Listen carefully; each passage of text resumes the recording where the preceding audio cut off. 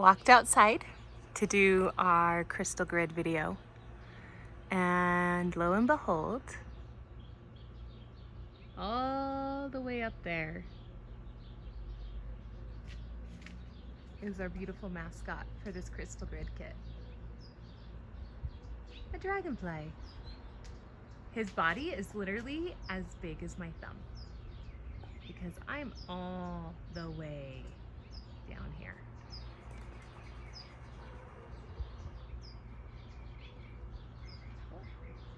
There he goes. Hello, lovelies. Welcome to the beautiful crystal grid portion of your emotional empowerment kit and the self-love kit. So as you saw in the beautiful introduction, our theme is the dragonfly and the dragon. These are such ancient creatures, and there's a lot of parallels that come through. So I don't think it was an accident that dragonflies, whose body was as big as my thumb, shows up as I'm walking directly outside. And I was kind of worried that this video might be a little bit noisy because of all the nature sounds and the human sounds too. But now I see that it was all meant to be so we could see the dragonfly. So when it comes to self-love, understanding the story of the dragon and the dragonfly and their medicine is a powerful tool for us. So the dragonfly itself is actually my favorite symbol of transformation. Now I just noticed I was wearing my butterfly. Not planned, but so perfect. The butterfly, they're like almost the same size too. The butterfly is very significant because the butterfly spends first of its life preparing and prepping and planning, and then it allows itself to let go and have the change in the expansion and become something great. The dragonfly, they start out as one creature, swimming little tadpole-y things. And it's not until their instincts kick in that they change into something different. It's gotta be a painful process to start out one way and completely end up a different way.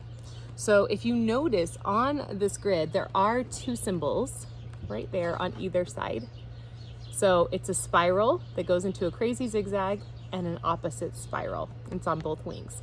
This is an ancient symbol of transformation. So we start going one way, all about our business, everything's, you start small and then that expands. And when we get to that expansion spot, then we zigzag through a bunch of crazy stuff in a completely different direction. We don't know which way's up. And then from that opposite expansion, we come back down and we center into our wholeness and that small, still sense of being. So that is the symbol of transformation. A lot of times when I draw, it'll look like a swirl, a M, and a swirl, just because I usually do three. So that's kind of what it looks like right there. So that is your transformation symbol. Oh, you have one in front of you. So you can look at yours if you can't see mine. Also, you have the three dots on the lower ones, and that has to do with the past, the present, and the future. So understanding that who you are now is based on who you have been and who you are going to be. And also who you're going to be has to do with who you are right now and who you have been in the past. So understanding that there are cycles and there are changes, and also the duality. That's why they mirror each other, because what's going on inside mirrors what's outside. So there's a lot of symbolism here. Also, it's very interesting. So normally when I do the sacred geometry piece of it, hard straight lines aren't always so easy, and sometimes I'll have like help from tools or rulers, things like that. This one was actually freehand, and that was a challenge for me. And as I'm doing this, I'm like, why am I doing this freehand? This is really hard. And it was a simple message of the beauty of imperfection.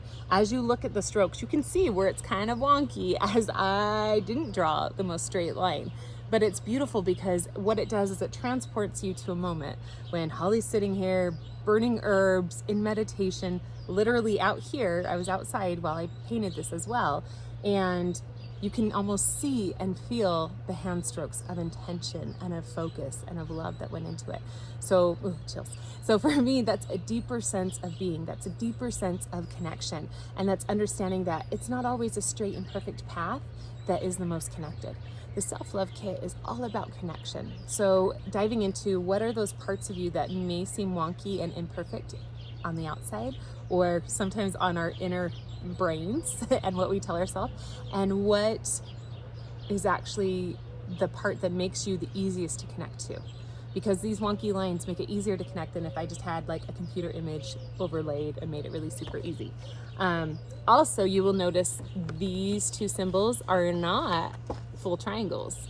They are more like triangular wings. And honestly, when I did it, I was like, oh my goodness, those are curved. They're supposed to be curved? Spirit's like, yes, they are. So this is an ancient type of symbology that pairs in with taking that straightness and the directness and having steps in place that allow the freedom of play, the freedom of flight.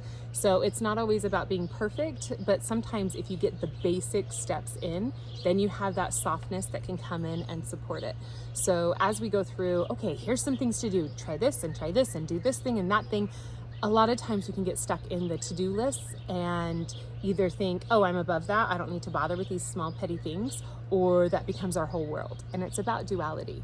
It's about having steps that will help you to feel taken care of, to help you feel like you have your needs met so that you can be more flexible, so that you can allow the flow and allow the curves. So understanding that piece as we go forward. In one of the other videos, I talk about how to release a lot of the negative talk. That's what we're talking about, is those hard, direct ways to eliminate a lot of the things that tear us apart and make us doubt ourselves so that we can have that soft sweetness in there. So we'll talk a little bit more about that, but I wanted to specify that piece. So that is our beautiful dragonfly. The dragonfly also represents big changes. It represents the purge. And that's another thing we talk about in the other video, purging all the things that you're not, purging the beliefs of what other people have told you are that's actually not true. For me, one of the things I had to purge was that I was shy. I'm actually not shy. I grew up being the quiet, shy girl in the corner of the class. Now, by now, if this is your first kit, you may not quite know this, but maybe after this kit you will. But if you know me, you know I will talk. I will talk forever. Give me a subject and I will tell you all the things I know, and then I will tune into spirit and tell you a bunch of things that neither of us knew, but now we get to know. And so it's not a matter of being shy, it's a matter of being fearful that what I have to share won't be received. And so allowing myself to go, oh, I'm actually not shy. I'm not shy at all. I've stood up in front of 10,000 people and spoke. I've been scared to death, but I did it. And not because I had to, but because I really wanted to. And I was able to. So I'm really not as shy as I am very consciously aware of how what I say is received and how I interact is received. So if I go to a party, sometimes if I don't feel quite comfortable yet, or I haven't tuned into all the energy, or it's a new energy, I'm gonna be reserved. I'm gonna sit in a little corner and watch the room, read the room before I enter all of my energy into it. Because I don't want to show up and be like, guess what? I talked to spirits. If it's a room full of corporate men who don't believe in spirits and they're atheists and they don't believe in anything that's not physical and tangible. That would not be the place. I would look like a weirdo. And honestly, that's actually happened, and I'll survive too.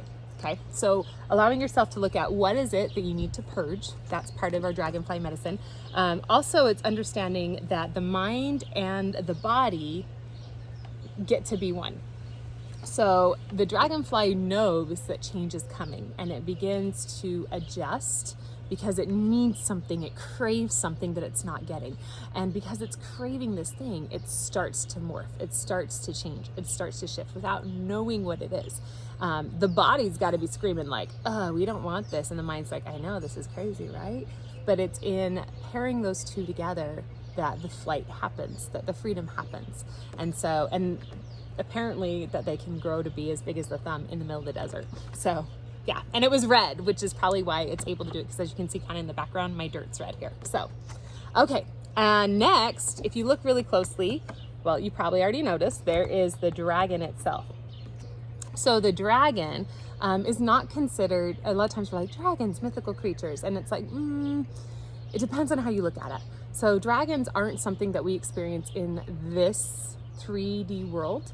And a lot of belief systems that I've read about talk about how a lot of it's because we can't handle it, because we're not worthy of it. And if we look at movies, that's usually, oh, a dove just went by. I was like, hello, just like, anyways, I'd show you, but she's already in a bush. Squirrel, dove. I don't have squirrels, that's weird. So the dragons, I just watched a dragon movie actually, and it was quite understandable. It's called like, now I don't remember the name of the dragon. It's like Maya or Misa, the Last Dragon. It's like a Disney Plus cartoon. Really cute little movie. But the dragons were using this magical energy to get the darkness out, and there wasn't enough trust. So all the dragons are turned to stone, and one of them escaped into the water and then comes back to life and all of these things. And I was like, this is like a dragon coming. And it was after I did all this. And so I was like, oh, that's an interesting symbology.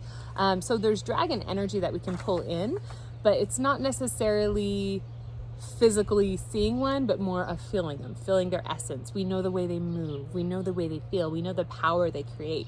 If you think anciently, how did the princess get her knight in shining armor? When he was able to slay the dragon. Why? Because the dragon was too powerful, and he had to show he was as powerful as the dragon.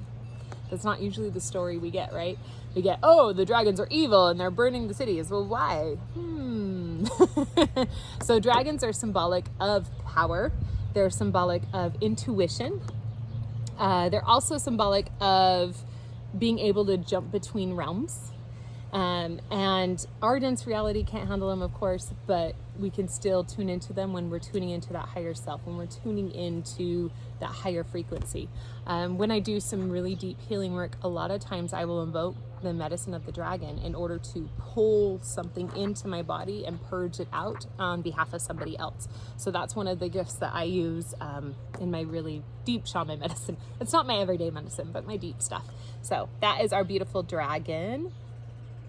The dragon also represents perseverance for the reason that their energy and their power is still very much felt and celebrated and honored, even thousands and thousands of years, and it doesn't change. So it's perseverance.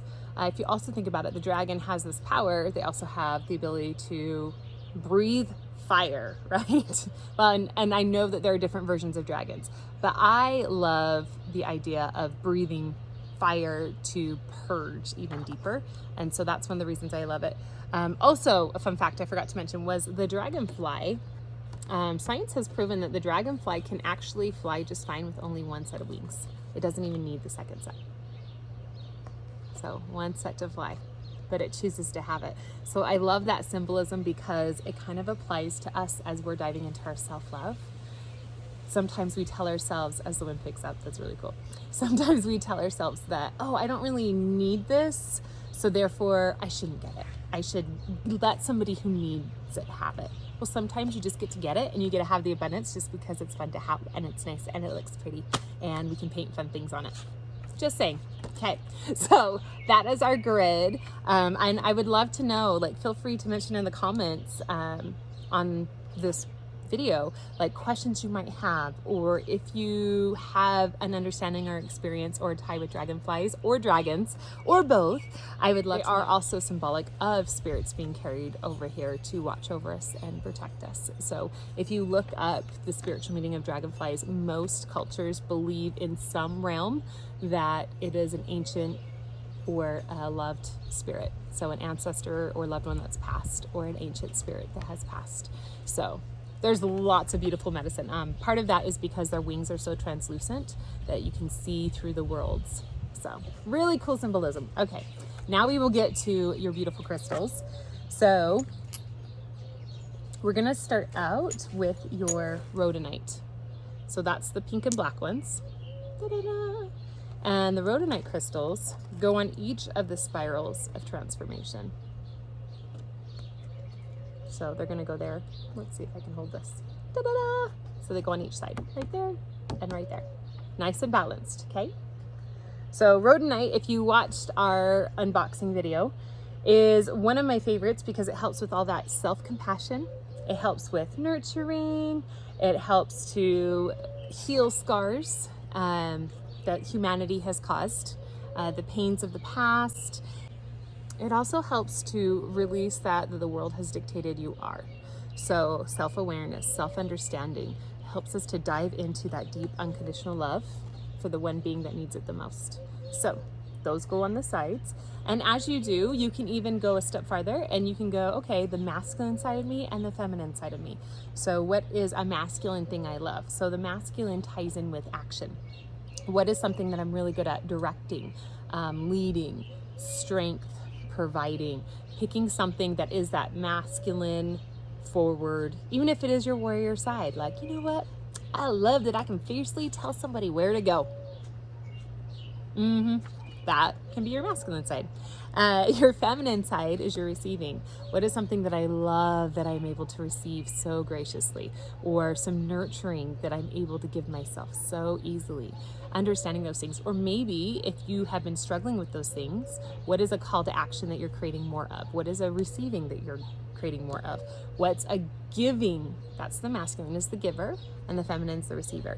And the feminine side is going to be on your left and the masculine side is going to be on your right. So if you want to go a little bit deeper, there's that. Our next crystal is going to be your wand. Now your wand, of course, you can use it for your body and for your healing as you feel. I usually recommend doing your grid when you do like a meditation. Use your wand as part of the meditation and then place it on your grid. And that's gonna go right here in the middle. So it's like the body, okay? Dun, da, da, da. And with your wand, we did go over the crystals, but I'll go over them super briefly again. So if you have the pink one, this is carnelian.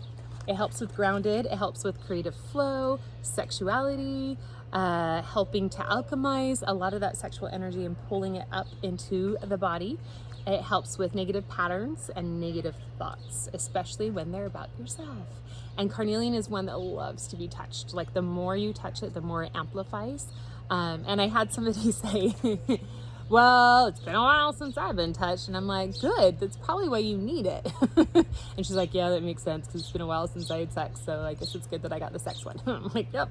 And so allowing yourself to put it where you feel tension, where you need nurturing. Your low back, you can roll it along your low back. You can roll it along the back side of your neck. There's a lot you can do with this wonderful tool. And also the balls of your feet, that's where I love it. On your foot, you have your toes. Say this is my toes, and then this is the ridge, and then this is the side. So the ball of my foot, toes, we'll pretend that that thumb is a big toe. Right here in this pocket under the ball of your feet, kind of where your palm of your hand is, that's where your heart is. And so taking your wand and allowing yourself to nurture extra into that heart space of your foot will feel so good. And usually what I'll do is I'll just lift my foot up, place it onto my knee, and do it that way. Okay. Or if you ever get foot zoning, you can bring your crystal and say, hey, by the way, would you use this on my feet? They will. Unless they're a weird foot zoner. And if that's the case, don't go to them. So the next one is the Shiva Lingam. If you got that one, it's the gray and the maroon. And I love this one because it's a very ancient one. And it's going to help to increase that pranic energy. So again, that's all your base around your pelvis. It's also going to help with child abuse. It's the Kali Ma energy of burning away whatever doesn't serve and protecting those that need protection, and also honoring the justice that exists with like massive amounts of love. So I really love it. It's also an energetic stimulant. So if some area feels stagnant, that's a good place to let it ignite. It makes me feel really, that's the fancy word I have for it. Okay, so the next one I have is the howlite. That is the white one. So all the little marbly whites. So this is calmness, it's wisdom, it's emotional expression, it's self-expression, and allowing all of that purity to flow, the pure essence of who you are. So as you're utilizing this, I recommend tuning into, what does this remind me about me? What does this deepen about me? Because that's pretty powerful. Okay. The next one I have is the ruby. So this one is the green one with little specks of like bright pink. This particular one doesn't have any bright pink, but I saw one of them that went out that did. So you might have little bits of bright pink, but it's very much like a teal turquoise color with the marble. And this is a lot of heart healing, a lot of forgiveness, especially self-forgiveness. Okay, and then speaking of heart healing, we have the Aventurine, which is the green one that's not green spotted. Green spotted, regular green, versus Tilly green. So you kind of see the difference in the greens. All of them do nurture the heart. That is true. So the Aventurine, this one in the middle, the light one, is soothing. It's heart connection. It's a cleanser and a stabilizer. Okay. And we've had that in our kits previously, just in different forms. The next one I love is the Leopard Skin Serpentine. Dun, dun, dun, dun. So this is a little bit more like fierce love, right? So lots of grounding. It's a journey stone, so it helps you to travel to the past, travel to the future, travel to other realms and connect. So if you're doing shaman journeys or sweat lodge, it's a really great one to bring along if you want to go for a wild ride. It also helps with understanding your soul plan and if you need to pivot or shift. And it also helps to deepen earth love. So that's that one. And then we have calcite. So this is the one that looks like marbled glass. And it's kind of got an orange tint. I believe all of them had an orangey, yellow, golden kind of tint with a lot of white. Calcite is a cleanser of negative energies, not just energies around you, but energies within you. It also helps to enhance that positive energy. And it helps with growth. It helps with soul remembering like who you are. It helps to stabilize, helps to ground. Really love this. And it helps with like the solar plexus area. So obviously you probably don't need to rub your belly, but that back, oh, it's probably amazing on your back. So it'll be interesting to hear like where in your body you love to roll these crystals. So feel free to comment. I'm curious because that says a lot about what we're healing. So those all go right here in the center. Okay. And then the next one we have, so we have our, you notice we do have our amethyst for our tea. This one doesn't necessarily have to go on your crystal grid, although you can definitely have it present when you create your crystal grid. If you, because I did have somebody say, I want to put it on my grid, where do I put it? So I'm going to tell you, you're going to put it right down here on that base on the bottom. Okay. And then the last one, so you're putting it on the point. The last one is the lepidite. I may or may not have said that right. I think I said it right. Words. I once saw a meme that said, never judge a person who pronounces words wrong because it means they learned it by reading it. And I'm like, me, I read all the time. So lepidite is gonna go right here on that tip. And that's the sparkly purple one. This is one that you do not wanna put in water. It will dissolve really fast and it's got so much of the little mica-like scale. It's not good for water. So that's gonna here on the point.